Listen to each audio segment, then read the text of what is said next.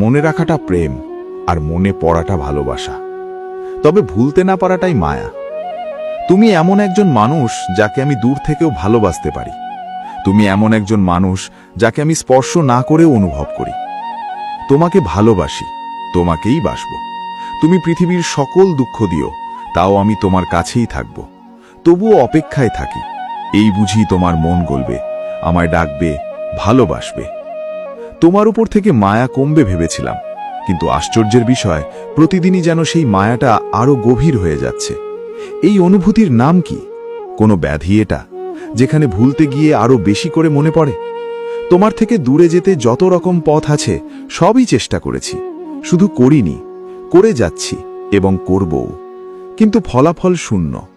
তোমাকে ভোলার সব পন্থা নিঃশেষ করেছি, নিজেকে তিরস্কার করেছি, ভর্ৎসনা করেছি, আঘাতও করেছি।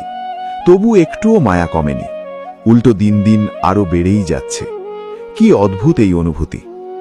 তোমার প্রতি রাগ আসে না, ঘৃণা জমে না, অভিযোগও থাকে না, শুধু তোমাকে ভালোবাসাটা থেকেই যায়। কোনো নাম না থাকা, কোনো ব্যাখ্যা না মেলা এক গভীর অনুভূতি হয়ে। হয়তো এটাকেই মায়া বলে, কিংবা ভালোবাসার সেই ভারী রূপ যাকে ভুলবার কোনো উপায় নেই।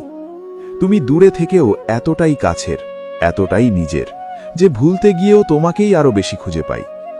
আমি অভিমানী, জ্বর কি শুধু আমায় পোড়ায়, তোমায় পোড়ায় না? কথা বলার তৃষ্ণায় শুধু কি আমার গলা শুকায়, তোমার শুকায় না?